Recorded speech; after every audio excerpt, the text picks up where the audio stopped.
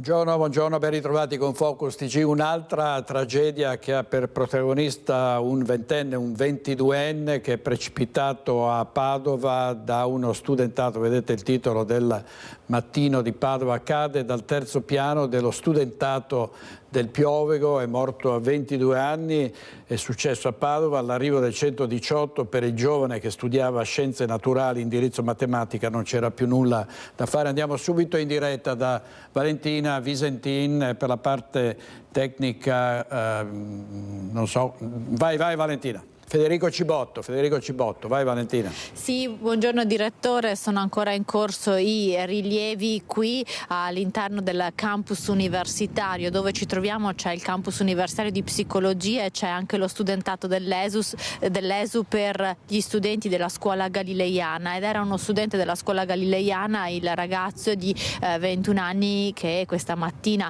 è morto precipitando dal terzo piano dello studentato. Uno studente iscritto all'indirizzo di matematica, un prodigio in questa materia, visto che aveva partecipato anche alle Olimpiadi di matematica. Come vedete sono ancora in corso i rilievi della polizia scientifica, chiamata questa mattina intorno alle 8 da i vigilantes della Civis e da alcuni studenti che stavano iniziando ad arrivare per le lezioni qui al campus della facoltà di psicologia. Il corpo del ragazzo era a terra, invani i soccorsi del SUEM 118 quando sono arrivati. Per il ragazzo non c'era già più nulla da fare, era morto nell'impatto con il suolo. È precipitato dal terzo piano dove si trovano gli alloggi appunto degli studenti iscritti alla scuola galileiana, e lui viveva in questo alloggio da circa un anno. Si tratta di uno studente che arrivava dall'Umbria, quindi fuori sede, viveva qui da circa un anno.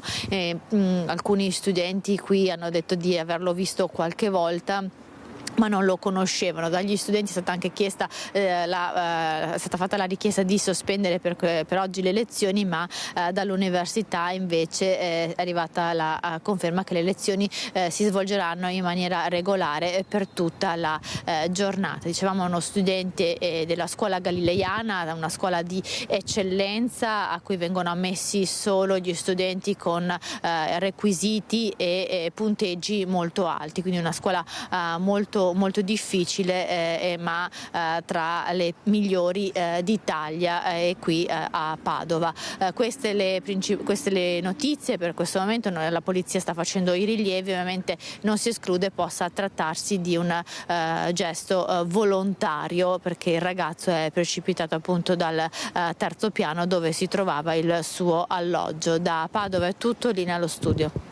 Grazie a Valentina Visentini e a Federico Cibotto. Sempre a Padova si era lanciato da un grattacielo nel centro un ragazzo della stessa età un paio di mesi fa. C'è stata la tragedia di Piacenza, lì una ragazzina è stata scaraventata giù dal suo fidanzato, davvero una serie di fatti raccapriccianti che hanno sempre per protagonisti giovani di questa età.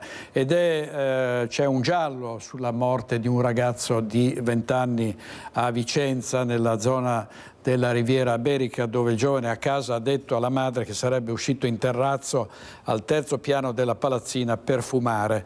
Dopo un po' però la madre stessa lo ha visto nel cortile condominiale dove era precipitato, ancora vivo ma agonizzante. Due le ipotesi su cui stanno lavorando gli investigatori della questura: una caduta accidentale oppure un gesto volontario. Fatto sta che i medici del SUEM 118, intervenuti subito sul posto, hanno portato il ragazzo all'ospedale San Bortolo in gravissime condizioni, e proprio nel reparto di rianimazione il giovane è morto poco dopo il ricovero. Avremo qui nella seconda parte di Focus TG il dottor Mirko Casteller, psicologo, psicoterapeuta, che sta analizzando queste tragedie, sta ovviamente occupandosi quotidianamente dei problemi che riguardano i giovani, il cosiddetto disagio giovanile. E sempre a proposito di giovani, un sabato pomeriggio di violenza all'Arcella, sempre a Padova, un ragazzo è stato minacciato e rapinato da due coetanei in via Zizza. Potrebbe trattarsi di una banda di giovanissimi, quella che ha rapinato un 17enne sabato scorso minacciandolo con un coltellino all'uscita da scuola in zona Arcella a Padova. L'aggressione sabato verso le 14, quando un 17enne è stato accerchiato da due coetanei in via Zizze, in rione San Bellino. Prima gli insulti, poi le minacce, infine la richiesta di tutti i soldi che il giovane aveva in tasca, accompagnata da un coltellino puntato in faccia. Dacci i soldi o ti tagliamo, avrebbero detto i due aggressori. Il giovane si è visto costretto quindi a consegnare i pochi soldi che aveva in tasca, un bottino di 20 euro. I due aggressori sono quindi scappati facendo perdere le proprie tracce. Sul posto sono arrivati anche gli agenti della polizia, allertati da dei passanti che hanno assistito alla scena. Gli uomini della questura stanno controllando anche le telecamere di sorveglianza per identificare gli aggressori. E andiamo avanti con l'ondata di furti che riguarda tutto il Veneto. Non c'è provincia che non sia caratterizzata da un forte aumento di furti, soprattutto nelle abitazioni. Andiamo a Bassano, sentiamo i nostri colleghi della redazione di Bassano del Grappa. Situazione furti e sicurezza a Bassano, un tema di strettissima attualità vista l'ondata di predazioni che si è abbattuta in tutta l'area della Pedemontana e visti anche gli episodi di degrado, di scarsa sicurezza che sono stati segnalati soprattutto in certi quartieri e soprattutto in prossimità dei supermercati. Noi siamo in compagnia dell'assessore alla sicurezza di Bassano, Alessandro Campagnolo, che per primo ha sollevato l'attenzione dopo tante segnalazioni, dopo un grido d'allarme lanciato da chi lavora all'interno e attorno al mondo dei supermercati. Lei, assessore, per primo ha detto è qualcosa che dobbiamo andare a trattare con grande fermezza, perché nelle aree adiacenti ai supermercati la sicurezza è poca. La sicurezza è poca perché si è lasciato andare avanti il fenomeno, che merita invece di essere monitorato. Non è una cosa che è nata qualche giorno fa o qualche mese fa, sono anni che si lascia o si ignora addirittura questo fenomeno, che ormai si è radicato soprattutto in zone dove si possono recuperare sostanze alcoliche e per poi consumarle sul posto e cominciando a fare dei capannelli. Ecco, il discorso dei capannelli va monitorato. Le forze dell'ordine devono per forza orientarsi verso questi obiettivi che cominciano a essere sensibili e per monitorare le identità e vedere dove c'è più necessità di riscontro, di controlli. Il questore di Vicenza sta già dando segnali molto precisi, mandando servizi specifici di controllo del territorio a tempo, cioè nel senso 1 o 2 volte alla settimana, mandando dei servizi specifici che controllano e monitorano questi fenomeni. Assessore, dicevamo, questo è un argomento importante per quello che riguarda la sicurezza in aree da attenzionare, ma estendendo un attimo il discorso, Bassano e tutta l'area della Pedemontana sono falcidiate da furti in abitazioni private e non solo in questo periodo. Che cosa si può fare? Si può innanzitutto partire dalla realtà quotidiana che dimostra che in certi orari di giorno, soprattutto se la casa viene lasciata incustodita, viene sicuramente osservata dal malfattore, che lascia molto spesso segno a un complice per poter andare a botta sicura dentro l'abitazione. Cosa possiamo fare? Innanzitutto il cittadino deve essere un po' prevenuto, non dico che deve caricarsi di impianti d'allarme eccetera, ma almeno essere un po' prevenuto nell'attenzionare la propria proprietà. Da parte nostra però è anche fondamentale crearsi un sistema di prevenzione, di copertura, di pattugliamento del territorio abbastanza lento, in maniera lenta e osservando bene le situazioni che possano dare indicazioni di allerta. Quindi la polizia locale in questo caso può essere molto utile a coprire il territorio, i vari quartieri con lentezza, con tranquillità, vedendo che ci sono movimenti strani, non normali, e soprattutto nei periodi in cui molto spesso le cause vengono lasciate incustodite. Grazie ad Alex Giuliano da Bassano del Grappa. Adesso apriamo una finestra su Venezia, perché siamo a 5 anni dall'ultima marea eccezionale che è stata devastante per una città così delicata, un'antica signora piena già di acciacchi. È stata un'acqua grande e a 5 anni ne parliamo con Ilaria Marchiori, che è in compagnia del comandante dei vigili della polizia locale Marco Agostini. A te, Ilaria. Sì, buongiorno direttore, buongiorno ai nostri telespettatori. Siamo proprio qui insieme al comandante Agostini per ricordare quel giorno di 5 anni fa. In realtà 5 anni fa a quest'ora, comandante, non si sapeva ancora quello che sarebbe successo, perché accade poi la sera di quel 12 novembre e poi i giorni seguenti. Che cosa ricorda lei di quelle giornate? Ricordo fin da un paio di giorni prima, all'epoca ero anche responsabile del centro maree e i tecnici del centro maree ci avevano evidenziato la possibilità di una marea eccezionale, ma a 1,60 m. E quindi avevamo fatto anche un comitato ordine pubblico, tutte le cose per attrezzarci a un'emergenza di questo tipo. Dopodiché le condizioni meteo hanno aggravato la situazione e siamo arrivati a molto di più, e quindi una grande angoscia, anche perché all'epoca non c'era il Mose operativo, e quindi io posso raccontare la mia esperienza personale. Io ero in ufficio a coordinare le attività, ma da casa l'acqua mancavano 2 centimetri perché mi entrassi in casa, nonostante le paratie e tutto. Per cui la preoccupazione è una preoccupazione vera, e come l'ho vissuta io, l'hanno vissuta tanti altri veneziani.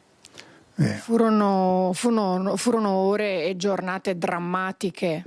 Sì, fu anche una cosa che poi non è mai stata ben approfondita, nel senso che c'è stata una marea eccezionale, ma c'è stato anche un tornado, nel senso che se vediamo i vaporetti messi sopra le rive, le barche sganciate dalla Giudecca finite in calle, in frezzeria e via dicendo, sì, è stato veramente una cosa eccezionale. Ecco, comandante, come accennava poco fa, non succederà in teoria, insomma, mai più qualcosa di simile, perché adesso finalmente c'è il Mose. Già da allora poi il governo si era attivato per completare l'opera, un'opera che adesso protegge la città. Ma in realtà l'opera era già quasi completa, mancavano delle rifiniture, mancava forse la volontà politica, il coraggio di alzare le barriere. È stato fatto. Oggi abbiamo passato delle maree eccezionali da 1,60 m, da 1,54 m, e nessuno se n'è accorto. Questo significa che lo strumento funziona e che protegge la città. Dopodiché è una città sull'acqua con tutte le sue delicatezze, e non si può pensare di non mantenere quelle precauzioni che avevamo assunto negli anni. Quindi la vivibilità a una certa altezza, che non si può pensare di alzare il Mose ogni marea alta ma non eccezionale. Certo, tra l'altro vi ricordo anche che è ancora calda invece la questione dei rimborsi, perché la struttura commissariale ha già erogato 155 milioni di fondi statali, però le pratiche della cosiddetta lettera E, per chi non lo sapesse, ricordiamo quelle relative alle richieste più onerose, non sono ancora chiuse. A fronte di 1244 istanze sono state saldate 455 pratiche. Nel frattempo alcuni hanno rinunciato, ma appunto per circa 600 gli approfondimenti sono in corso e poi resta ancora aperta la partita dei furbetti, ovvero di chi ha ottenuto i rimborsi senza averne diritto. Dunque anche questa questione che riguarda i rimborsi è da monitorare e da seguire. Io ringrazio il comandante Agostini, qui da Venezia è tutto, restituisco la linea allo studio. Grazie molte Ilaria Marchiori, Sandro Ponchio per la parte tecnica, ovviamente il comandante Agostini che salutiamo. Adesso andiamo in diretta a Treviso da Edi Kaliman per la questione dei migranti che sono stati fatti sgomberare dal Park della Piani, dove avevano da tempo trovato riparo, sono state collocate delle grate e ora sono stati trasferiti alla parrocchia di Santa Maria sul Sile. Sentiamo Edi Kaliman in diretta. Direttore, buongiorno a te e ai tuoi telespettatori. Come hai detto bene, siamo alla parrocchia di Santa Maria del Sile, siamo a Treviso e ringrazio per queste immagini Nicoletta Rizzetto che intanto ti fa vedere il contesto dove siamo. Siamo sostanzialmente nel campo sportivo della parrocchia, a 2 passi proprio dalla chiesa, dove venerdì inizierà la festa del Circolo Noi, e per questo è stato allestito appositamente questo tendone che vedete alle mie spalle, tendone dove questa notte hanno dormito ben 15 persone che sono state 15 delle 30 persone che sono state sgomberate dal Park a Piani ieri mattina. Se sei d'accordo, direttore, ripercorriamo intanto la giornata di ieri con i servizi di Cristian Arboita e Lucio Zanato e poi facciamo un punto sulla questione con la comunità della parrocchia. In ogni caso sembra che ci sia disponibilità per accogliere tutti, sia chi ha diritto a stare all'interno dell'accoglienza, che sono comunque la maggior parte, sia chi è qua da più tempo e quindi ha bisogno di un altro tipo di ricovero. Alla fine nessuno sarà lasciato all'addiaccio. Dei 30 migranti sgomberati dal parcheggio sotterraneo della Piani, oltre la metà è stata condotta alla caserma Serena, i restanti a Santa Maria del Sile, accolti da Don Giovanni Kirchner. È metà mattina quando gli operai comunali, impegnati ufficialmente in un'operazione di pulizia preannunciata nei giorni scorsi, iniziano a posizionare reti in metallo così da isolare il piano mezzanino del park. Da anni un dormitorio abusivo popolato soprattutto di persone provenienti dall'Oriente, India, Pakistan, Afghanistan.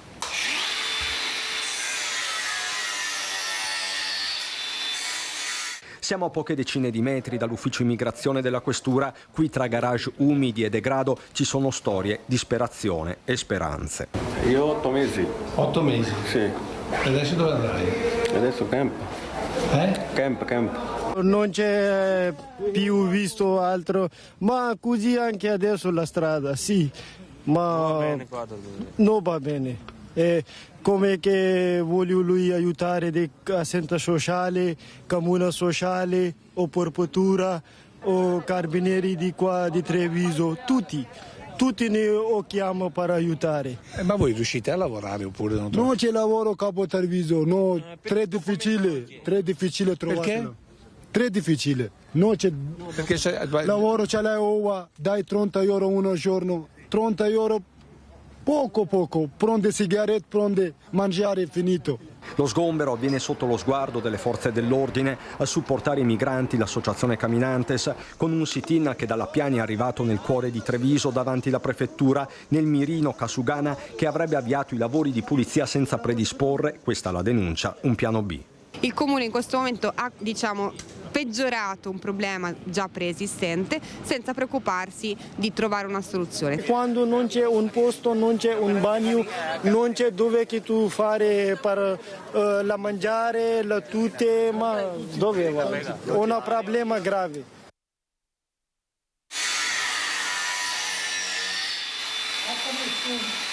Il certificato antincendio è scaduto, quindi sono stati chiusi i piani e chiusi anche gli ascensori. Una revoca che ha fatto traboccare il vaso di Pandora della Piani, quella dei vigili del fuoco al comune di Treviso.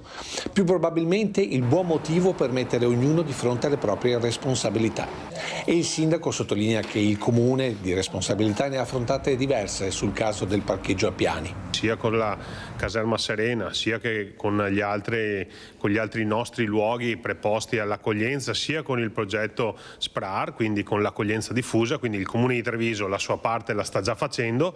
Ora chiedo anche alle altre istituzioni di farsi carico di questo fenomeno migratorio sregolato, che però non può essere accolto in un parcheggio interrato. Il riferimento nemmeno tanto velato è alla prefettura, con cui dall'inizio dello sgombero la parrocchia di Santa Maria del Sile ha chiesto l'autorizzazione a prendersi circa metà di migranti e che nel pomeriggio, dopo l'incontro con il capo di gabinetto, ha autorizzato l'altra metà degli sfrattati della Piani ad entrare nel centro di accoglienza dell'ex caserma Serena. Tutto questo quando il problema era da mesi di pubblico dominio. Sono centinaia le segnalazioni da parte dei cittadini che denunciavano la situazione di degrado e anche di timore, e quindi è fondamentale che ci sia una risposta da parte delle istituzioni. Parcheggio sbarrato fino a cessata esigenza, recitano i cartelli appesi nei sotterranei, che significa per molto tempo, considerando che la Piani era un richiamo continuo per i migranti senza un ricovero. 15 oggi, 15 domani, 15 dopodomani, è una situazione che è insostenibile per un comune da solo. Ma il comune, oltre alla prefettura, per dare una soluzione definitiva sul tema migranti, chiama in causa anche il mondo delle imprese. Coloro che utilizzano questa manodopera si possono anche far carico del vitto e dell'alloggio, perché se ti servono durante il giorno per il lavoro, credo che sia dignità anche dar loro un'ospitalità. E ci siamo, direttore, spostati all'interno del tendone dove queste persone questa notte hanno dormito, come vedi degli alloggi di fortuna con dei materassi e delle coperte racimolate dalla comunità, e siamo in compagnia del diacono Nicola Dello Iacovo, che ci racconta un po' come è avvenuta questa accoglienza e anche e soprattutto le esigenze di adesso, perché ci diceva venerdì la festa inizia e dovremo trovare una sistemazione per queste persone. Sì, sicuramente, anche perché oltre al fatto che inizia la festa venerdì, ma qui non è un posto dove possono dormire, non è una struttura, qui sono dei teli e con l'inverno il telo gela ancora di più, dormono a terra e quindi non è proprio pensabile di poter ospitare più di qualche giorno queste persone in queste condizioni. Nella questura avevano detto 10 persone, sono diventate 15. La questura aveva detto 10 persone, ieri sera si sono presentate 15 perché ci sono persone ancora che non hanno documenti, non hanno possibilità di essere ospitati dalle istituzioni e quindi cercano posti di fortuna, e questo è un posto di fortuna dove non si chiede nel documento né l'origine né la razza, si ospita e basta. L'accoglienza anche non solo della comunità, della parrocchia, anche della Caritas che sta aiutando con il cibo. Adesso queste persone sono andate via, torneranno questa sera. Qual è la prospettiva? La prospettiva è che ci si augura che il dormitorio che abbiamo qui a fianco aumenti di nuovo il numero degli ospiti come fatto l'anno scorso, e quindi da 20 ripassi a 37 e quindi già 17 lì. Altri sono stati ospitati nella caserma Serena e 2 o 3 dovrebbero andare in Caritas, e resta il buco senza fissa dimora, senza documenti, i quali nelle strutture delle istituzioni non possono essere ospitati. Si vedrà attraverso altre persone, altre situazioni, altre parrocchie. Se tutto ciò non dovesse accadere, ritorniamo all'ospitalità dell'anno scorso, dove alcune persone sono state ospitate per più di un mese in chiesa la sera, appunto per dargli un punto di riferimento, un momento di caldo e di accoglienza, ma su dei materassi a terra. Questo il punto, direttore da Treviso, parrocchia di Santa Maria del Sile. Grazie per la nina, noi te la restituiamo. Grazie molto. Eddie Kaliman, non so se c'era Nicoletta Rizzetto con Eddie Kaliman. Sì, Nicoletta Rizzetto per la per la parte tecnica si sta parlando moltissimo degli immigrati che vengono rispediti in Italia dall'Albania per lo scontro tra governo e giudici che continuano a sostenere che prevale la legge europea e che quindi i trasferimenti in paesi non del tutto sicuri non possono essere attuati, ma ci si dimentica la famosa rotta balcanica. A Trieste continuano ad arrivare centinaia di profughi, vediamo cosa poi succede, perché ci sono sgomberi e c'è violenza con un accoltellamento l'altra sera, vediamo. Saranno le telecamere della zona a fornire le risposte agli investigatori che sono alla caccia dei 4 giovani che ieri pomeriggio hanno accoltellato un 18enne kosovaro in largo Bonifacio. In corso di acquisizione le immagini di videosorveglianza, massimo 2 o 3 giorni per visionare tutti i filmati. I 4 aggressori avevano fatto perdere le proprie tracce scappando in diverse direzioni, chi percorrendo il viale, chi per via Muratti, chi verso piazza Goldoni. Non solo telecamere che sono installate ovunque nella zona di fuga dei giovani, fondamentali le testimonianze sia delle persone presenti in zona al momento dei fatti, sia degli stessi giovanissimi che ieri pomeriggio venivano ascoltati dalla polizia dopo l'episodio. Secondo quanto appreso, vittime e aggressori si conoscevano. Il grave fatto di ieri era avvenuto alla luce del sole alle 15:30 attorno alla fontana di largo Bonifacio davanti a decine di persone. Una lite fra ragazzini culminata nel peggiore dei modi. Il ragazzo kosovaro era stato colpito con 3 fendenti alla schiena. Una delle panchine era coperta di sangue. È lì che il 18enne si era accasciato dopo le coltellate. Poi sul posto l'arrivo delle volanti della polizia, dei carabinieri e dei medici del 118 per le prime cure. Infine la corsa in ambulanza verso l'ospedale di Cattinara. Il 18enne kosovaro è già stato dimesso dall'ospedale. Lo spessore del giubbotto l'ha salvato, altrimenti poteva essere una tragedia. La vittima dell'aggressione in queste ore verrà sentita dalla squadra mobile. Servizio di Gianluca Paladin della nostra redazione di Trieste. Torniamo in Veneto con un ragazzo di 16 anni che vuole uccidere la madre mentre dorme, ma lo confessa al prete che lo convince a desistere. Una storia scioccante che è stata rivelata durante l'omelia domenica scorsa. Siamo andati a sentire il sacerdote padre Gino Quattrini, che è rettore della chiesa di San Gaetano. Per noi Daniele Garbin e Simone Squarcina.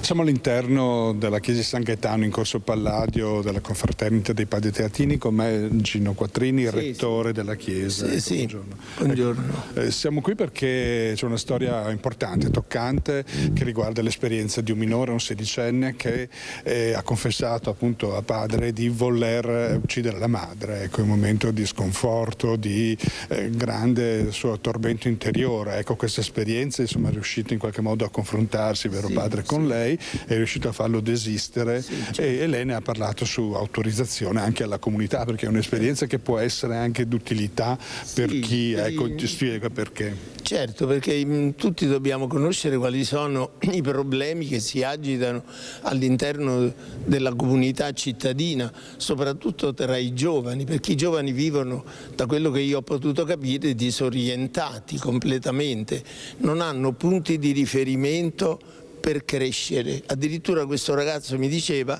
che questi punti di riferimento non li ha neppure nella famiglia, ma questo è gravissimo, perché la famiglia è il fondamento della vita umana e sociale.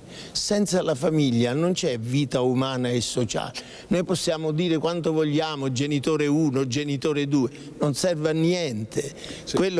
Lui aveva determinato, l'ha consegnato anche un punto e ruolo addirittura. Sì, ma lui mi ha detto perché il motivo per cui è venuto perché all'interno della sua famiglia lui non poteva autodeterminarsi, perché i genitori non dialogano tra di loro. Il papà arrivava stanco la sera, non parlava neppure con la madre, mi diceva.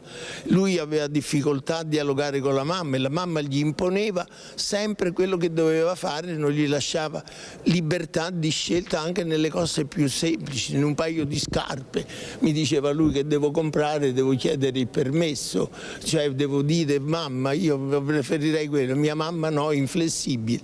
E allora quando è così ha detto vedevo che mia mamma era un ostacolo alla mia vita e mi ha tirato fuori sto punteruolo dicendo che io con questo la voglio uccidere mia madre perché mi ostacola nell'autodeterminazione. L'importante è che sia riuscito a confidarsi, ecco, il valore della confessione. Com'è che ha convinto, anche ha interagito con lei, un rapporto anche particolare? Sì, ma perché lui mi ha detto che è venuto un giorno qui in chiesa e si è fermato a pregare durante la celebrazione della messa, e nell'omelia io ho parlato della luce. Lui mi diceva: io non riesco a trovare luce nella vita e non mi sento uomo.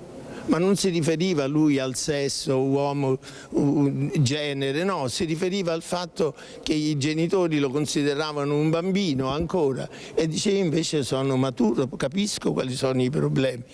E ho sentito da lei questa espressione, che Gesù ha detto: io sono la luce del mondo, e che questa luce, ho detto io nell'omelia, ha orientato tanti giovani a diventare uomini. Allora lui mi ha detto: sono rientrato in me stesso, ho capito che c'è un altro modo per diventare uomini allora. E poi mi sono convinto, mi ha detto, quando lei ha citato una frase del Concilio, penso un po', si è ricordato lui di questa frase del Concilio che io ho citato, che dice proprio così: se ti avvicini a Cristo, uomo perfetto, anche tu diventi più uomo.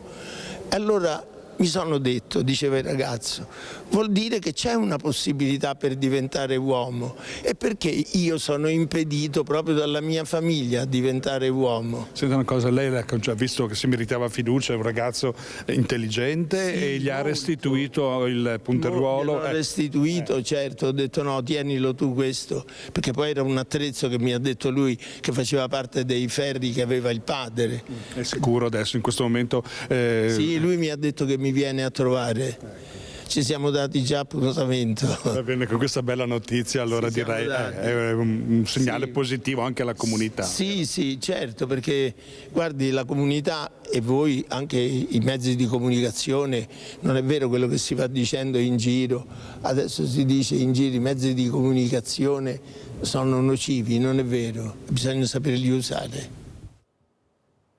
È una bella intervista di Daniele Garbina, Don Quattrini, grazie molte. Parleremo di giovani, di disagio giovanile con il dottor Casteller, Mirko Casteller dalle 13 in poi. Ricordo un fatto gravissimo che è accaduto a Paderno Dugnano per gli stessi motivi, un ragazzo di 17 anni che ha ucciso i genitori e il fratello dodicenne perché si sentiva ostacolato dalla famiglia, no? Quindi davvero qui bisogna fare ricorso a psicologi e psichiatri, perché siamo in una fase drammatica, non si sa se è alimentata, molti dicono, proprio dall'uso completamente scellerato dei nuovi mezzi tecnologici, dei social in particolare. Torniamo ai furti, è una vera piaga di questi giorni, dopo via Kennedy, dove i ladri erano entrati in azione venerdì scorso. Ancora furti in casa a Quinto di Treviso, sempre all'imbrunire. Il racconto della proprietaria, che dice: anche se non hanno portato via nulla, è un trauma devastante. In mezz'ora siamo stati via e non abbiamo acceso l'allarme.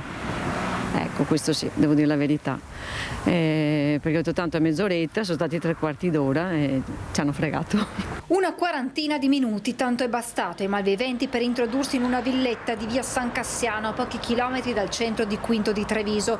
I proprietari intorno alle 16:30 sono usciti, poco più tardi alle 17:15 è rientrato il figlio. Abbiamo trovato aperta la camera, però probabilmente sono stati disturbati e hanno appena fatto a tempo a aprire 2 o 3 cassetti della camera e basta. Tutto sottosopra, hanno rovesciato tutti i cassetti sopra il letto, non hanno trovato niente. Il ritorno a casa del figlio probabilmente ha disturbato i ladri, che sono fuggiti attraverso i campi, come dimostrano i segni lasciati sulla rete di recinzione prima di portare a termine il loro piano. Anche qualche anno fa era stato sempre lui a mettere in fuga i malviventi. È sempre lui il fortunato che è arrivato e con i fanali della macchina, visto che arrivavano da dietro. Per questa famiglia è il terzo colpo da quando abita qui, un trauma che si rinnova ogni volta lasciando un segno profondo. È devastante, non va di là di tutto che non hanno preso niente, eccetera, però è devastante, sì.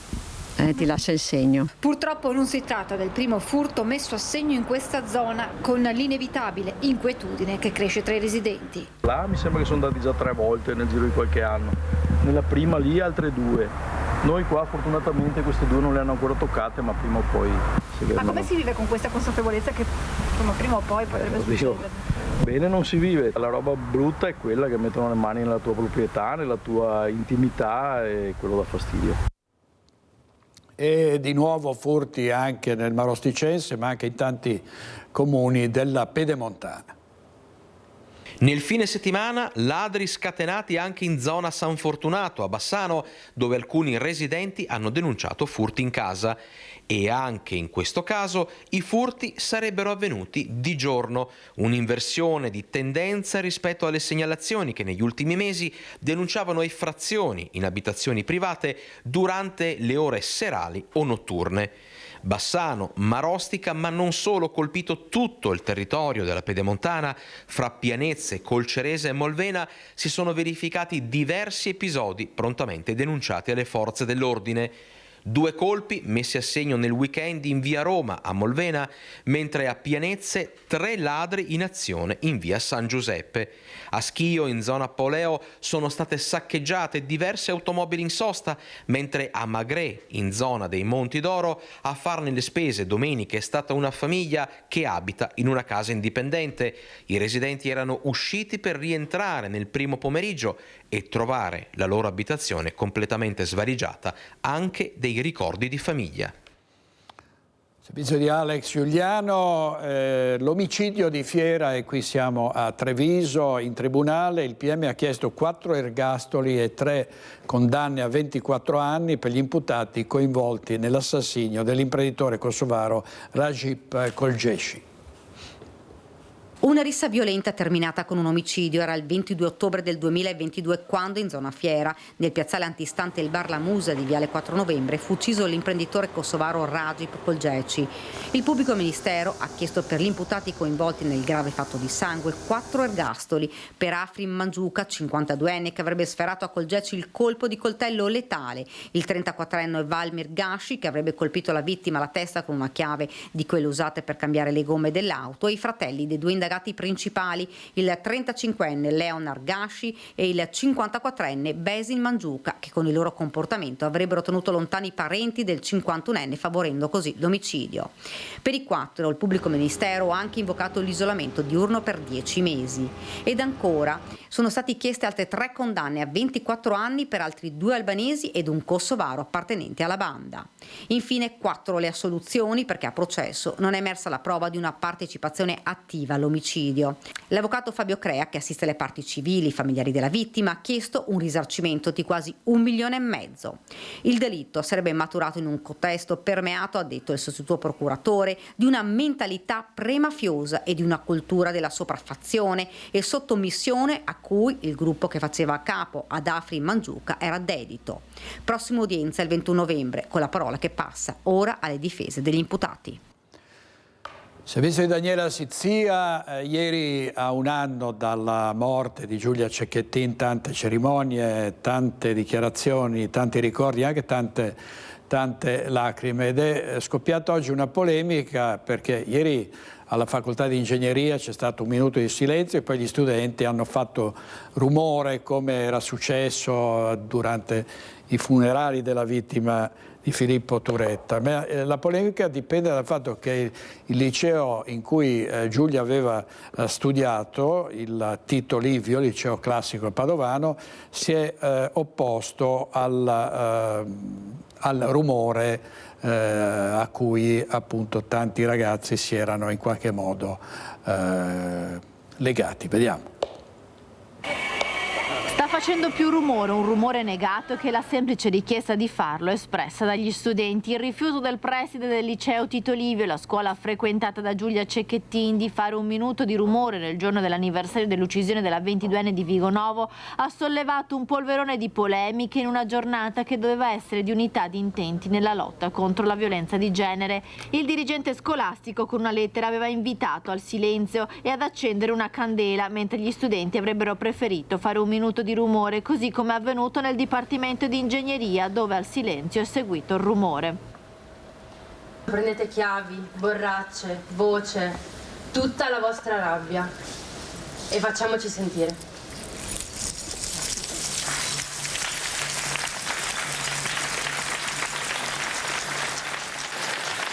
All'iniziativa del Dipartimento dove studiava Giulia, anche papà Gino Cecchettin ha ricordato tutte le donne vittime di violenza. Ricordiamoci che la vita è sacra, è l'unico dono che ci è fatto dal momento in cui siamo in questo mondo e non abbiamo il diritto di decidere per la vita altrui, quindi fermiamoci prima. Ricordiamoci che il modo giusto per vivere la vita è dando sfogo alle nostre emozioni positive, non a quelle negative, quindi vi invito a vivere sempre nell'empatia e nell'amore e Giulia su questo mi ha insegnato tantissimo. La rete degli studenti medi si è fatta portavoce degli studenti del Tito Livio che volevano semplicemente che alle 12 fosse fatta suonare la campanella per ricordare Giulia, ricevendo invece il rifiuto del dirigente scolastico che ha invitato a interiorizzare la vicenda. E noi lo vediamo un po' come un fallimento sia appunto del sistema scolastico che della scuola stessa, che aveva l'opportunità di compiere un gesto molto significativo. Il minuto di rumore che è stato chiesto dagli studenti stessi al preside non era appunto un gesto vuoto di significato, ma prima di tutto quello che la famiglia stessa da un anno chiede che venga fatto il ricordo di Giulia, e poi un momento che poteva essere per la collettività, per la comunità studentesca di riflessione, e un momento anche per educarsi, per ricordare, non solo per ricordare la morte di Giulia, ma di tutte le altre vittime di femminicidio, che già quest'anno sono più di 100, e un'occasione secondo noi sprecata. Anche la politica è intervenuta sulla vicenda del Tito Livio. Il ministro dell'istruzione Giuseppe Valditara ha commentato così: ho molto rispetto per quello che fanno nelle scuole. Oggi in regia Francesco Cerone e Andrea Basso, e vediamo altre iniziative per ricordare Giulia. Lo zio Andrea ha voluto pubblicare su Facebook un audio con la sua voce. Voi state tutti bene? Salutami tutti. Un anno senza te. Postando un suo audio accompagnato da una delle immagini sorridenti, lo zio di Giulia, Andrea, ha voluto ricordare così la nipote barbaramente uccisa. Che ci siano solo bei ricordi di te, ha aggiunto. È trascorso un anno, ma il ricordo di Giulia è più vivo che mai. Oggi come allora anche nei cuori della gente, come chi le ha voluto portare un fiore. Per Giulia, cara, per Giulia. Ragazze, state attente. Io spero che su tante qualcuna capisca, e anche i ragazzi capiscono cosa è giusto, perché la vita è bella e bisogna vivere. Non solo Fossò con la deposizione di un mazzo di rose bianche per Giulia e contro la violenza sulle donne, ma anche il comune di Vigonovo ha voluto ricordarla a un anno dalla sua morte, che ha scosso più di una comunità, e l'ha fatto attraverso la musica, un momento cui ha preso parte anche Gino Cecchettin. La musica era una delle sue passioni, perché la musica ci ha consentito di trascorrere qualche istante riflettendo su tutto quello che abbiamo vissuto in questi mesi e in questo anno. A suonare per lei, accanto alle scarpette rosse appese, il pianista fuori posto, che tra i vari brani ne ha proposto uno scritto appositamente per Giulia. È una composizione che ho fatto l'altro giorno quando ho pensato di venire qui a questa commemorazione, e mi è arrivata come spesso succede quando compongo, mi arriva dall'alto, ecco. Quindi forse era un suggerimento di Giulia direttamente dall'alto.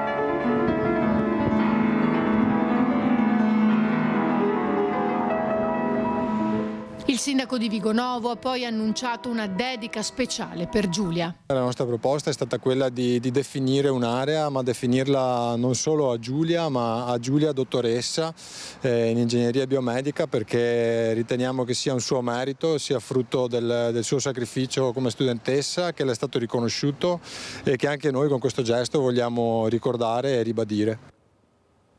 Infatti il 2 febbraio l'Università di Padova ha conferito la laurea in ingegneria biomedica proprio a Giulia alla memoria. C'era stata una lunga standing ovation. È il giorno del dolore a Saunara, dove Giulia è sepolta in una tomba vicina a quella della sua mamma. In cimitero molti gesti d'affetto. Sentiamo Chiara Gaiani e Cristian Roque Allende. È un pellegrinaggio continuo quello alla tomba di Giulio Cecchettin qui nel cimitero di Saunara.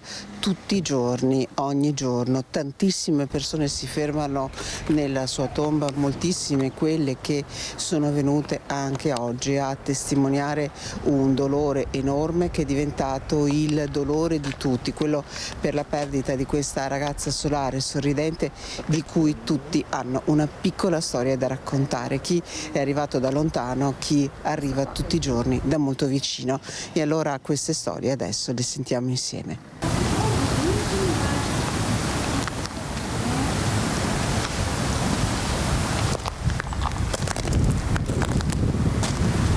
Giulia è un anno che ci manca. Quando vengo al cimitero per i miei cari, in pratica è insieme con i miei cari. Purtroppo io ho fatto la collaboratrice scolastica e l'ho avuta per i 3 anni, anche i fratelli. Una grande ragazza, guarda. Che bambina era Giulia? No, era una ragazza con tanta allegria, aiutava gli altri, anche i ragazzini che avevano difficoltà. Era sempre disponibile, sorridente, una brava ragazza, guarda. È un peccato che abbia fatto questa fine proprio. Non riesco a capire quel mostro, cosa gli sia passato per la testa. Lei la conosceva Giulia? La famiglia, forse ho intravisto lei, però il papà e la mamma sì, la mamma è là. Ah sì. No. Però ho voluto salutarla oggi. Sempre, sì, quando vengo. Da giovane donna hai paura? Sì, perché comunque tu ti fidi, lei si è fidato di una persona, no, il suo ragazzo, poi è finita così, quindi ti fa capire quanto poco alla fine conosci una persona. Quindi sì, da stare attente, ma tutti, anche i ragazzi comunque. Ti ha fatto effetto vedere la tomba? Sì, non pensavo. È un brutto vederlo. Ancora a cronaca, paura nella notte a Piove di Sacco, dove ha preso fuoco un camion compattatore alimentato a metano all'altezza dell'ecocentro di via Fiumicello. Non ci sono feriti, le squadre dei vigili del fuoco arrivate da Padova con un'autopompa e un'autobotte hanno spento le fiamme che si sono sviluppate nel cassone, provvedendo al raffreddamento e alla bonifica del carico. L'impianto di alimentazione del mezzo fortunatamente non è stato coinvolto. Le cause delle fiamme sono al vaglio delle squadre intervenute, nessun altro mezzo è rimasto coinvolto e illeso l'autista.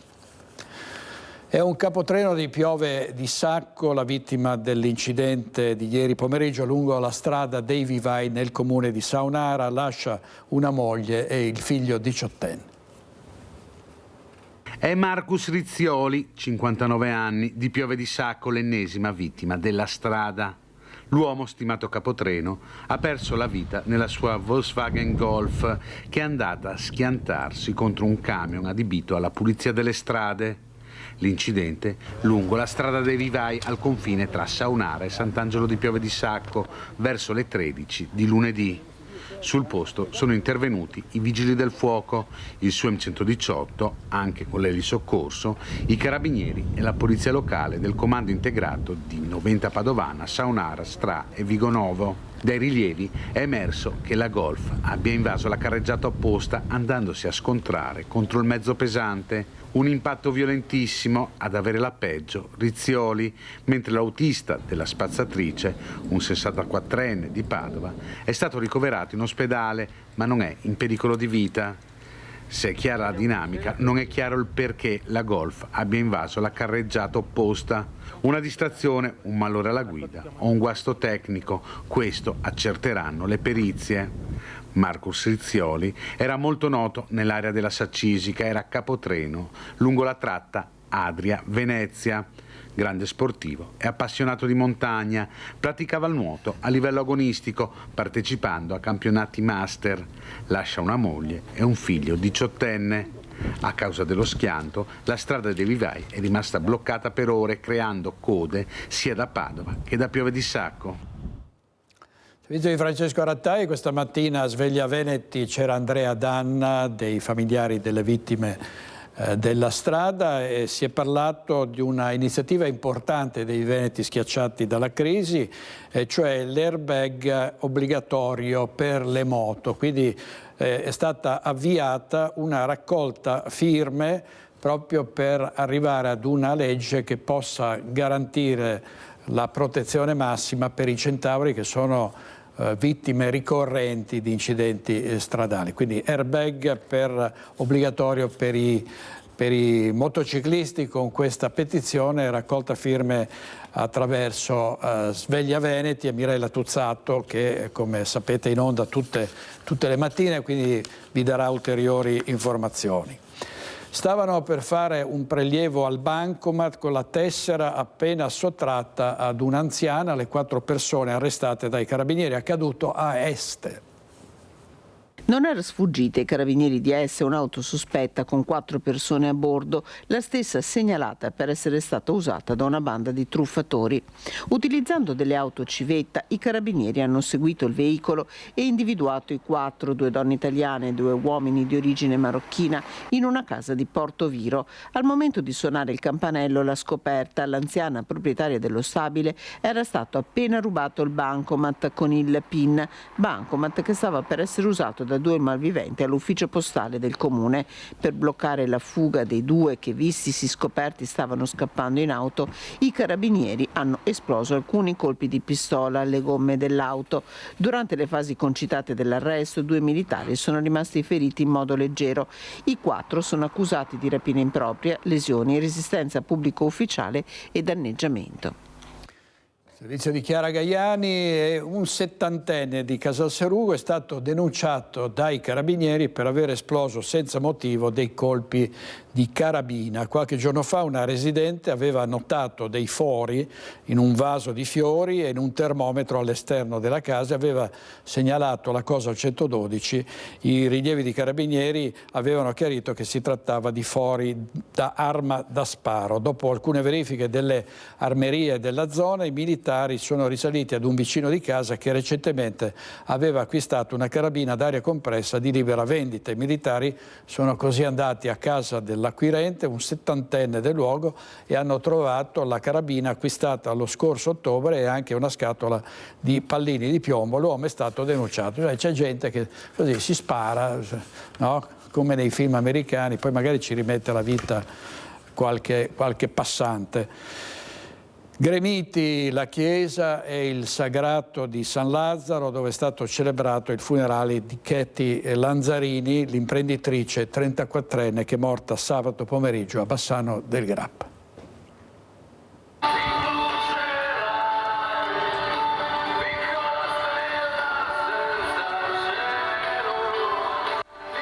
Sono state le note di Piccola Stella senza cielo di Ligabue ad accompagnare l'uscita della bara di Katy Lanzarini dalla chiesa di San Lazzaro di Bassano, dove tantissime persone si sono riunite per l'ultimo saluto all'imprenditrice 34enne scomparsa sabato pomeriggio. Una tragedia che ha sconvolto l'intera comunità proprio per la dinamica in cui si è consumata. La donna infatti sarebbe stata colta da un malore e sarebbe caduta dentro il laghetto nel giardino di casa dove viveva con il marito in via San Rocco, vicino allo storico salumificio di famiglia dove lavorava. Era stato il consorte a trovarla riversa in acqua e aveva dato immediatamente l'allarme, ma i sanitari del SUEM non avevano potuto far altro che constatarne il decesso. Oggi lo stabilimento è rimasto chiuso per lutto e le bandiere all'esterno sono state posizionate a mezz'asta in segno di rispetto e partecipato cordoglio nei confronti della famiglia. Grande professionista, ben voluta da tutti, innamorata della vita, un sorriso sempre per chiunque incontrasse. Così è stata descritta Katy Lanzarini durante la cerimonia e così sarà ricordata per sempre dalle persone che l'hanno amata.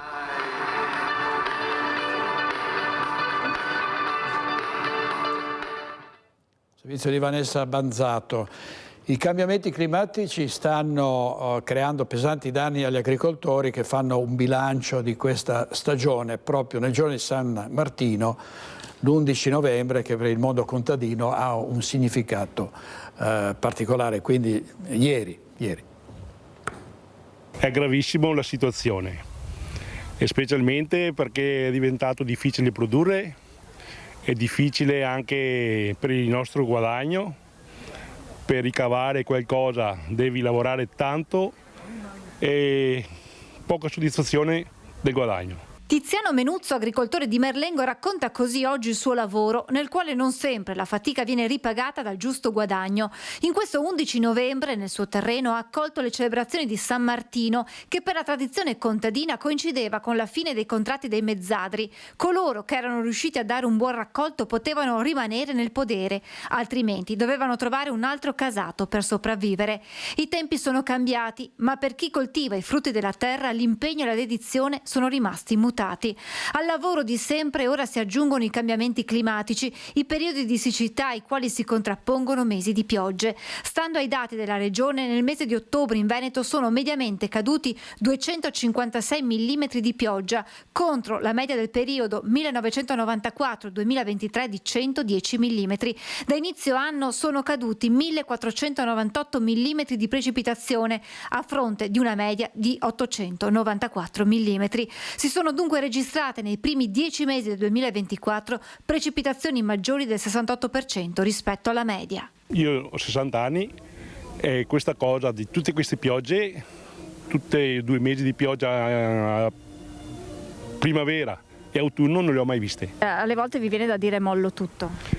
Delle volte, perché abbiamo il futuro per i figli, diciamo di cambiare attività, perché il pensiero nostro, ormai siamo arrivati a una certa età noi della pensione, però è sempre il problema dei figli come andranno avanti. È quello il nostro problema, perché la soddisfazione è vedere i figli che prendono il tuo lavoro e che vanno avanti. Però se non c'è questa soddisfazione tu muori dentro prima. L'agricoltura non rappresenta per i nostri territori solo un lavoro, ma radici della nostra storia che non vanno recise. La nostra cultura deve essere la nostra cultura, perché le cose buone sono quelle fatte nella propria produzione dell'Italia.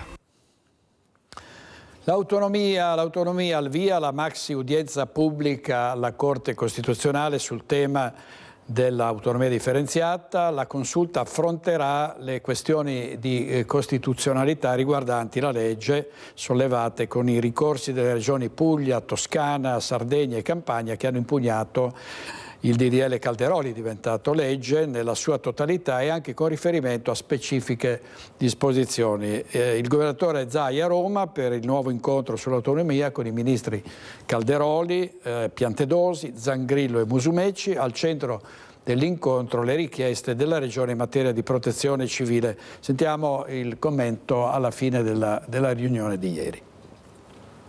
Le emergenze in Veneto sono emergenze importanti, iniziate da quel 2010 nel quale io mi sono ritrovato 10.040 famiglie e imprese sott'acqua, 235 comuni. Abbiamo dimostrato efficienza non solo nell'intervenire grazie ai tanti volontari e vigili del fuoco, ma anche e soprattutto, ricordiamo, in un progetto di realizzazione di opere, 23 bacini di laminazione, oltre a 3.000 cantieri aperti e si deve fare molto ancora. Diciamo che combinare e chiudere questa trattativa sulla protezione civile sarebbe veramente un buon inizio per una nuova era. È proprio per la bontà del progetto, che non va contro qualcuno, non vuole smantellare ministeri, ma vuole dare ruolo alle regioni e ai loro presidenti nel momento in cui ci sono le calamità naturali, nel coordinamento anche dei vigili del fuoco piuttosto che nell'intervenire l'ordinanza di deroga. Io penso che quando ci si vedranno messe nero su bianco queste nuove competenze per i presidenti di regione, sono convinto al 100% che anche i miei colleghi, magari quelli più scettici, diranno anch'io voglio queste competenze. I prossimi passi saranno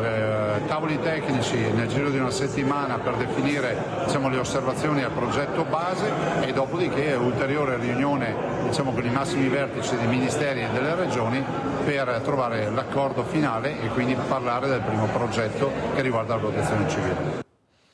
Così il presidente Zaia, vediamo un titolo della Tribuna di Treviso: diffamarono il dissidente Bernardelli, condannati a 4 mesi, Boffa, Bet e Montuori, decreto penale per deputato, sindaco, consigliere regionale ed ex commissario di Fratelli d'Italia. L'eretico Bernardelli non sosteneva Garbellotto alle elezioni e i 3 protagonisti di questa vicenda hanno deciso di presentare ricorso. Dopo il vertice tra sindacati e governo, solo la CISL ha confermato il suo sostanziale appoggio alla manovra finanziaria. Il sindacato si è riunito a Vicenza per l'assemblea regionale dei delegati. CGIL e UIL, come è noto, hanno confermato questo sciopero che è stato proclamato per il 29 di novembre. Un vertice molto delicato su una manovra che si sviluppa tra 2 scogli particolarmente ardui che deve tener conto la manovra stessa, quindi il Paese. Per un verso la procedura di infrazione per deficit eccessivo dello scorso mese di luglio e per altro verso il ritorno al patto di stabilità. Sono i paletti indicati dalla CISL in merito alla legge di bilancio 2025 che trova sostanzialmente d'accordo il sindacato con la linea tracciata dal governo Meloni. La conferma è arrivata anche dal segretario generale Luigi Sbarra dopo l'incontro a Palazzo Chigi, mentre a Vicenza il segretario nazionale della CISL Ignazio Ganga indicava anche alcune criticità. Il tema dei tagli sugli organici della scuola, assolutamente un tema su cui il governo deve ritornare sui propri passi. Il tema del blocco del turnover nella pubblica amministrazione può rischiare di non far centrare gli obiettivi del PNRR, perché è notorio che la nostra capacità amministrativa è oggettivamente debole. Tra i settori che soffriranno di più, specialmente in Veneto, c'è l'automotive. Sono 10.600 le aziende con circa 46.000 addetti che subiranno dalla manovra finanziaria una riduzione di 500 milioni nel 2024 e 4,6 miliardi nel lungo termine. Il taglio possibile, probabile, a cui noi diciamo no, del fondo per l'automotive rischia di peggiorare una situazione già difficile, perché la crisi dell'automobile a livello europeo impatta pesantemente anche sul nostro territorio, proprio perché noi lavoriamo tantissimo con la Germania. A differenza di UIL e CGIL, la CISL non aderirà allo sciopero del 29 novembre contro la manovra. Noi diciamo no, non perché non siamo a favore dello sciopero, ma perché pensiamo che lo sciopero sia lo strumento residuale, ultima istanza, che va usato con attenzione, proprio perché un abuso dell'uso dello sciopero rischia di renderlo inefficace. Servizio di Mirko Cavallin. Andiamo a Bassano del Grappa, sempre per la politica, perché è scoppiata la polemica dei consiglieri a distanza. Ci spiega tutto Ferdinando Garavello. Consiglieri a distanza, sì o no? Una semplice domanda che sta creando un solco molto profondo fra maggioranza e opposizione in Consiglio Comunale a Bassano, dove va e viene come una pallina da ping pong una norma che permetterebbe ai consiglieri di partecipare all'assemblea e alle commissioni e pure di votare, pur non essendo fisicamente presenti in aula. Con pochi giri di parole la postilla al regolamento permetterebbe al consigliere di maggioranza Giovanni Baggio di assistere, parlare e votare da più di 1000 chilometri di distanza, visto che il suo posto di lavoro è molto spesso dall'altra parte d'Europa. Questo dettaglio di non poco conto viene visto dall'opposizione come una norma ad personam, norma che piomba in commissione con la promessa di battaglia. Io non sono pregiudizialmente contrario a questa ipotesi, ma se è limitata a casi davvero straordinari. Ora abbiamo chiesto di proporre un testo quindi con dei criteri precisi, con dei casi in cui è possibile e degli altri in cui si ritiene che non sia il caso. Il testo che discuteremo stasera praticamente è fotocopia del precedente, cioè è un testo che non pone alcun limite se non il giudizio arbitrario del Presidente del Consiglio. Ecco cosa potrebbe succedere per la minoranza con questa norma in vigore.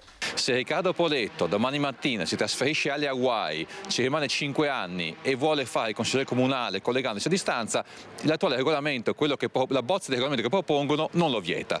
Siccome è, penso buon senso che non possa accadere una cosa del genere, bisogna mettere nero su bianco alcune regolette. Posto che Poletto non ha alcuna intenzione di trasferirsi alle Hawaii, la minoranza chiede che su questo tema si arrivi a una mediazione.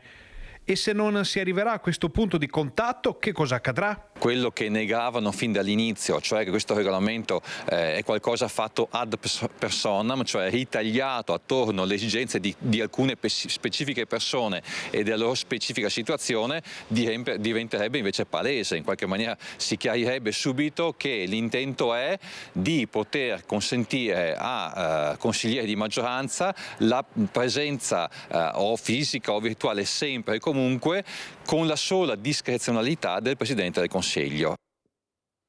Sentiamo qual è stata la risposta della maggioranza su questa querella. Non sono questi i problemi di Bassano dal punto di vista amministrativo.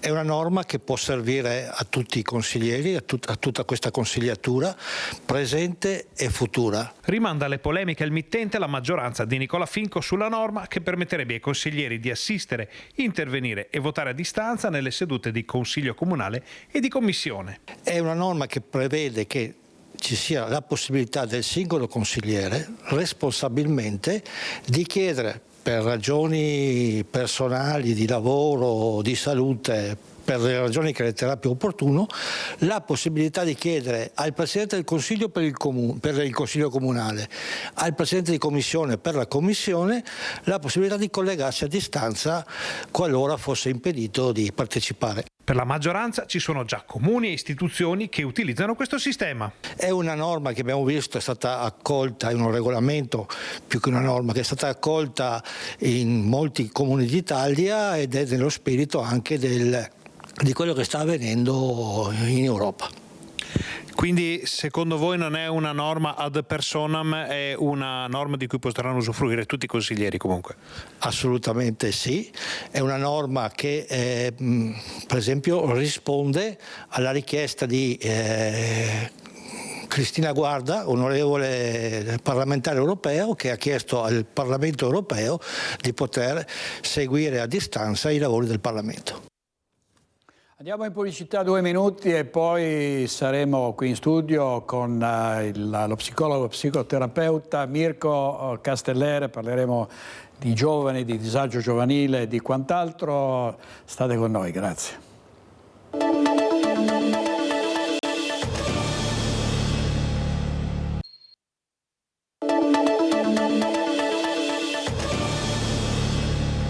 Nuovo in diretta con Focus TG, saluto e ringrazio molto il dottor Mirko Castellere, psicologo, psicoterapeuta. Dottore, grazie per la sua disponibilità. Purtroppo ci vediamo spesso perché la cronaca ci costringe ad occuparci di casi che riguardano ragazzi, gli ultimi due ragazzi ventenni precipitati da 2 palazzi, uno a Padova e l'altro a Vicenza.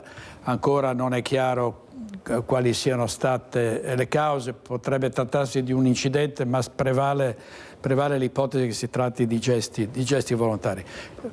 Dottore, cosa sta succedendo a questa generazione? Guarda, direttore, intanto ringrazio ancora una volta per l'invito, ma siamo in presenza di un'epidemia. La sensazione è che questa sia una vera e propria malattia. Ancora una volta loro fare un passo in quel grattacielo è in realtà un passo nella non vita, andare oltre in assenza totale di emozioni. Spesso succede, quello che stupisce è che non esprimono segnali preventivi e non hanno elementi importanti in termini emozionali. Il suicidio una volta era in qualche modo segnato da elementi sui quali noi riuscivamo a individuare. Oggi sembra un atto normale. La cosa paradossale è che sembra che questi comportamenti facciano parte della quotidianità ed è sempre più difficile individuare gli elementi significativi, preventivi, prima che succeda. Fascia d'età è dai 17 ai 20 anni, anzi 22, 23, 24, che sono i 15enni, 16enni del 2020, cioè quei ragazzi che noi abbiamo tenuto chiusi in casa per il periodo sanitario che abbiamo vissuto, hanno formato una parte dell'encefalo della loro mente in modo diverso rispetto agli altri. Se noi facciamo delle risonanze magnetiche ai ventenni di oggi, notiamo che parti del cervello sono diverse rispetto a quelle che avevano i loro coetanei di qualche anno fa. Si ritiene ci sia una correlazione diretta tra il fatto di averli tenuti in spazi ristretti per molto tempo, averli creato l'immaterialità, la formazione a distanza, i social sempre più spinti e non stanno nella realtà, direttore. Quindi qualsiasi azione che li riporti alla realtà è un'azione positiva. Ecco, tutto questo è stato, questa svolta tragica è stata determinata da quali, soltanto diciamo, da un utilizzo smodato dei social, delle nuove tecnologie, o può essere dell'altro? Perché è stata, direi, improvvisa, non tanto il fatto che i ragazzi si siano tolti la vita, è accaduto anche in altri periodi, ma non con questa intensità e non con questa frequenza. Guardi, nel periodo in cui io e lei avevamo 20 anni, 30 anni, noi avevamo il dilagare delle sostanze stupefacenti. Creavano dipendenza e conoscevamo i fenomeni di devianza di quel periodo storico. Oggi la sostanza stupefacente viene prodotta direttamente nella nostra mente, si chiama dopamina. La dopamina è quella sostanza che nasce nel momento in cui e si stimola la produzione nel momento in cui loro sono spinti nei social con forme di alterazione della realtà e aggressività. Quando arrivano nella realtà la dopamina diminuisce e quindi sviluppano forme depressive e frustrative. Il mondo parallelo che loro stanno vivendo si alimenta di quella sostanza che noi produciamo in modo normale e hanno una dipendenza alla dopamina. Quindi più stanno in rete, più ne producono e più diventano dipendenti a rete.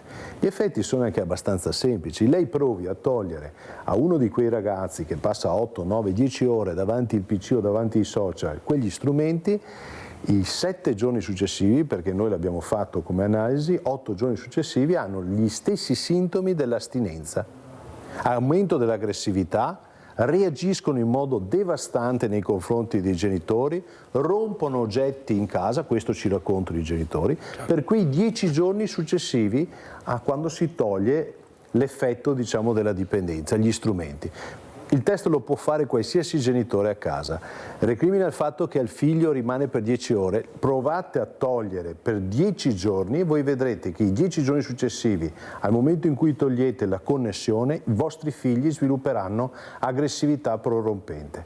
Questo succede anche nella realtà. Nel momento in cui si confrontano con la realtà e non possono più vivere quella esperienza parallela, sviluppano forme di aggressività che hanno due vie.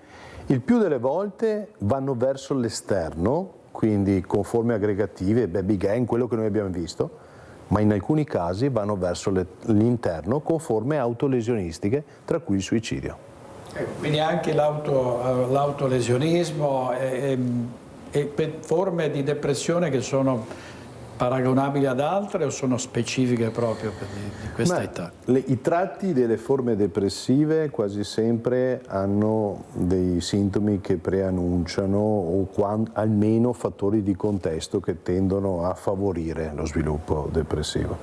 In quella fascia d'età il passaggio da frustrazione e depressione a atto suicidario è repentino, non ha diciamo i tempi della maturazione che c'è nelle altre forme depressive.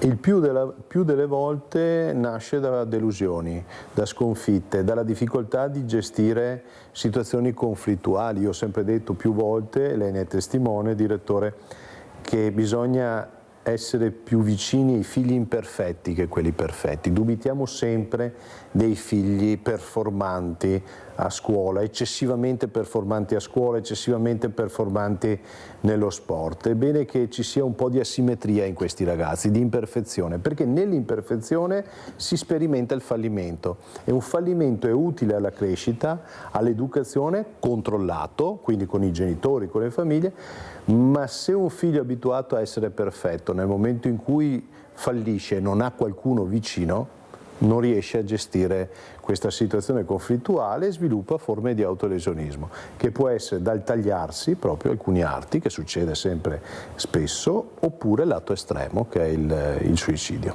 Ecco, dottor Cancelleri, abbiamo dato durante 3 giorni una intervista di Daniele Garbina a un sacerdote che ha parlato con un ragazzo che gli ha confidato di aver pensato di uccidere la mamma mentre la mamma dormiva con un punteruolo.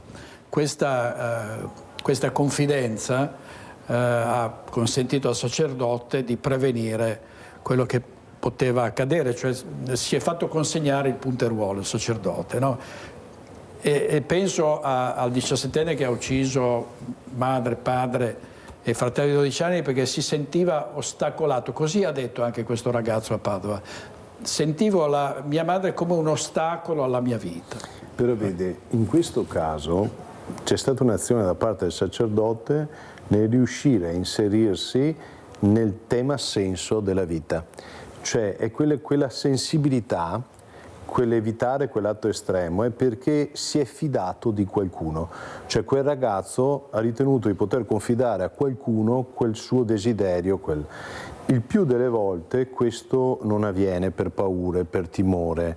Il sacerdote era presente, ha avuto il coraggio di parlare. A me è capitato almeno 2 volte in terapia di ragazzi che mi raccontano di rimanere in piedi a bordo del letto con il coltello in mano, o lo sognano o addirittura l'hanno fatto fisicamente nei confronti dei propri genitori. E bisogna intervenire immediatamente, e complimenti anche all'azione diretta del sacerdote, ma soprattutto bisogna poi dare un elemento di senso alla loro vita, perché altrimenti si rischia la regressione.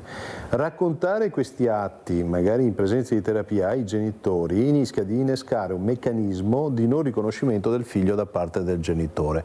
È impossibile dire: dottore, cosa sta dicendo? Mio figlio non farà mai una cosa di questo genere. Sembrano soggetti diversi, ma non è nulla di diverso da quando i tossicodipendenti in certo periodo storico rubavano i propri genitori per poter prendere le sostanze, per poter poi usarle. Quindi anche in questo caso qua il tema è l'alterazione della realtà. Che cosa ha fatto quel sacerdote? Ha tenuto il ragazzo nella realtà. Probabilmente è riuscito a creare una rete di connessione con lui che gli ha permesso di confidarsi, di parlare, di poter esprimere un disagio, e da qui l'intervento è sottrarre l'arma, ma soprattutto il ridare una prospettiva a questo ragazzo per un futuro, perché è qui il tema. Noi possiamo evitare questi atti estremi se a questi ragazzi diamo un senso alla loro esistenza. È ovvio che se le famiglie si limitano a comprare i device, come vengono definiti, a parcheggiare sti ragazzi di 13, 12, 11 anni perché comunque rimangono ore e ore, non è necessario seguirli come facevano i genitori un certo periodo storico, poi i risultati rischiano di essere questi. Io prevedo, non voglio essere catastrofico, un aumento significativo di questi casi in futuro. Ricordiamoci che hanno encefali che si sono modificati. Immaginate queste persone a 40 anni, quando avranno un ruolo nella società e non hanno ben chiaro il confine tra il bene e il male, perché hanno vissuto queste realtà parallele. La stranezza, la diffusione è che mentre in passato l'Italia era in qualche modo in ritardo di 10 anni rispetto ad altri paesi, come poteva essere gli Stati Uniti, oggi questo fenomeno è uguale per tutti. Quindi non riusciamo ad anticipare gli effetti collaterali di questo fenomeno osservando la società statunitense. Stiamo vivendo in tutto il mondo le stesse dinamiche, con accentuazioni in alcuni contesti, ma in tutto il mondo le stesse dinamiche. Quindi non sappiamo dove stiamo andando con queste generazioni, ma soprattutto non abbiamo sufficienti strumenti previsionali per poter anticipare i fenomeni. Che è a dir poco inquietante. Andiamo in pubblicità 2 minuti, poi torniamo con il dottor Casteller perché parleremo anche di bullismo. Ieri il ministro Valditara è arrivato a Mestre e ha annunciato l'avvio delle lezioni di affettività nelle scuole. A tra poco, state con noi.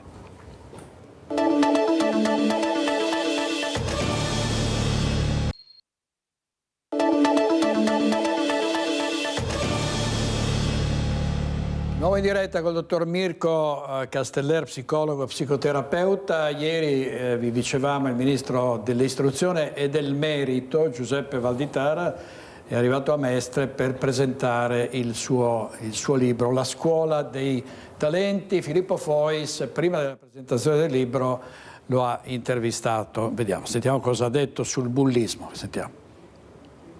La scuola dei talenti è nel docente tutor, nel docente orientatore, in agenda sud, in agenda nord. Talento, sapere, autorevolezza, merito, rispetto, impegno, responsabilità, lavoro. Sono tante le parole d'ordine su cui il ministro dell'istruzione e del merito Giuseppe Valditara basa la sua riforma della scuola. Ma oggi è anche il primo anniversario dell'assassinio di Giulia Cecchettin. L'abbiamo messo nelle linee guida sull'educazione civica, dove c'è un passaggio fondamentale proprio: educare al rispetto nei confronti della donna, ben al di là delle 33 ore obbligatorie, anzi caratterizza tutta l'attività didattica di tutti i docenti. Giuseppe Valditara è arrivato a Mestre per confrontarsi sulla sua visione di scuola del futuro alla Biblioteca Vez, in un incontro moderato dal direttore di Media Nord-Est Luigi Bacialli. Lo spunto è l'ultimo libro del ministro, La scuola dei talenti. C'è anche quest'idea di creare dei laboratori contro il bullismo. Vi posso anticipare che sarà nominato a presiedere questo tavolo il professor Crepè con alcuni esperti di eccellenza. Fra l'altro ci saranno anche dei magistrati delle procure minorili. Qualcuno dice che il più grosso ostacolo nella riforma della scuola sono i genitori. È importante responsabilizzare i genitori. Non è un caso che noi tra l'altro abbiamo messo anche delle sanzioni pecuniarie, civili, pecuniarie, a carico di coloro che aggrediscano docenti o personale della scuola, da 500 a 10.000 euro. Quello del rispetto è un tema cruciale per gli addetti ai lavori. Ma non si può a tutti i costi colpevolizzare il docente e la scuola. Le famiglie, secondo me, sbagliano da questo punto di vista, devono assolutamente cominciare a rispettare e ad ascoltare di più quello che viene detto da scuola, cioè devono ridare ruolo all'istituzione. Valditara chiude con un appello ai genitori dei bambini delle primarie. Quando li accompagnate, li mettete a letto, no? Anziché mollargli il cellulare, raccontategli una bella storia, leggetegli una bella storia. Allora, un'ora di affettività, dottor Castellè, cosa ne pensa? Ma io penso che, come dicevo prima, tutto ciò che tiene nella realtà questa generazione è un elemento positivo. Uno dei temi forti è riuscire a trovare un equilibrio tra le emozioni e la realtà, e l'affettività è lo strumento attraverso il quale si trova questo equilibrio. L'importante è che il fenomeno dell'affettività sia poi affrontato anche socialmente, non solo nella scuola, perché poi se si entra in un contesto familiare che non ha una maturità per potersi confrontare su questi temi, si rischia che tutto ciò che è stato investito nella scuola venga in qualche modo perso nella realtà familiare. Il Ministro ha sottolineato una nuova era, che è quella dei talenti, ed è epocale, perché noi in passato premiavamo la competenza e non i talenti. C'è una ricerca degli Stati Uniti che ha identificato almeno 3 macro aree: un talento è strategico, ognuno di noi ha un talento strategico, o un talento razionale o un talento esecutivo. Ma se lei ha un talento strategico e mette qualcuno a fare un compito esecutivo, quello svilupperà frustrazione e depressione. Quindi ridisegnare il processo formativo in Italia, agganciato alla politica del lavoro, che abbia al centro i talenti, non è una visione vocazionale teologica, ma è proprio dimostrare che la persona può avere una predisposizione ad alcune azioni e a titolo preventivo può bloccarne altre di forme veramente deviate. Ha aperto anche un tema sui genitori. Purtroppo questa è un'era che vive l'idolatria del figlio, il figlio come fosse un semidio, mettendo al centro di tutto la sua perfezione. In realtà, se mi permette, direttore, non è un problema del ragazzo o dei ragazzi, è un problema di giudizio indiretto ai genitori. Se tu hai un figlio perfetto, sei un genitore perfetto. Se hai un figlio imperfetto, tu non sei un genitore perfetto. Non è così. Il figlio imperfetto, asimmetrico, che ha delle difficoltà, richiede un genitore molto più perfetto per compensarlo rispetto al figlio che si presenta con performance alte. È che nella società dell'immagine, nella società dei social, nella società in cui le madri e le figlie sono identiche nonostante abbiano 30 anni di differenza e non si riesce, io in terapia non riesco mai a distinguere quale dei due è madre e quale è figlia, quindi immagini quale scompensazione tra di loro, perché in processi imitativi, ciò che tu sei è meno importante di ciò che tu appari.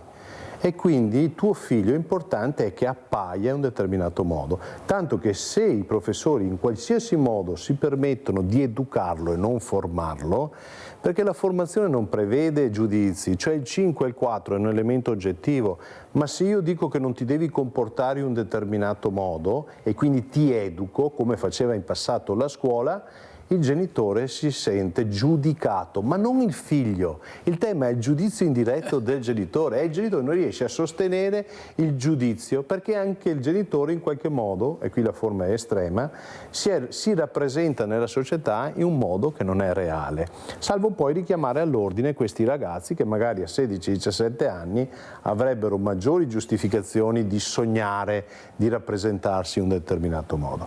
Non dico che i genitori siano un problema, ma il modo con cui i genitori si rapportano ai figli dovrebbe essere da padre e madre, non da fratellanza genitoriale, perché oggi il fenomeno, in passato ci lamentavamo perché i genitori erano amici dei propri figli e non andava bene in quel caso. Oggi abbiamo addirittura la fratellanza genitoriale, cioè il padre e la madre sono identici ai propri figli, quindi non c'è una distinzione generazionale, le scarpe, anche solo nella nomenclatura, e addirittura sono fratelli. E a quel punto il ragazzo, quando ha bisogno di un punto di riferimento, non lo cerca nel fratello, ma cerca un padre, madre sociale, che potrebbe essere la baby gang, che potrebbero essere modelli che si rappresentano in un modo diverso.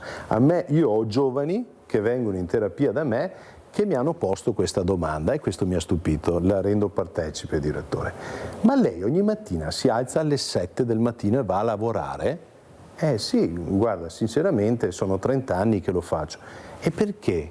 Ma lei sa che esistono gli influencer che si alzano a una certa ora? Cioè c'è quasi questa percezione dove il lavoro non sia più necessario. La funzione sociale è una cosa che non è importante, esistono percorsi di sopravvivenza sociale alternativi, e colui che magari in modo costante esercita una professione risulta quasi stancante e banale. Non vedo per quale motivo, direttore, noi ci dobbiamo alzare alle 6:30 del mattino o 7 per fare una professione, quando quasi tutto il mondo ormai si muove su dimensioni che sono immateriali, diverse. Quindi noi siamo vintage, siamo un po' vintage, direttore, noi che ci alziamo la mattina. Dottore, sì, sorrido, ma certamente è un quadro veramente sotto molti punti di vista sconfortante. La ringrazio per averci nuovamente dato una lettura di questi fenomeni e di questo malessere di tanti ragazzi che andrebbero anche, credo, in qualche modo incentivati, cioè bisognerebbe anche cercare di creare degli interessi, no? Sì. per aiutarli a vivere, aiutarli a entusiasmarsi, a dare senso alla vita, a dare significato alla propria esistenza, al di là del ruolo che hanno nella società, trovare un senso, qualsiasi sia il senso, non dobbiamo giudicarli in alcun modo, noi non sappiamo che cosa ci aspetterà, quindi non ha senso usare l'intelligenza, noi dovremmo dare più valore alla percezione. Benissimo, che percepiscono un senso alla loro vita, qualsiasi luogo, anche la formazione affettiva che dia senso alla loro vita è un elemento importante d'aiuto. Dottore, grazie molto, dottor Mirko Casteller, psicologo, psicoterapeuta, grazie per essere stato con noi, ci vedremo, devo dire purtroppo, tra virgolette, molte altre volte, perché dei problemi di cui si occupa il dottor Casteller siamo, diciamo, lastricati dal punto di vista mediatico. Grazie molte, grazie a Francesco Ceron e Andrea Basso in regia, ci vediamo stasera alle 21:15 a Focus, buona giornata, arrivederci.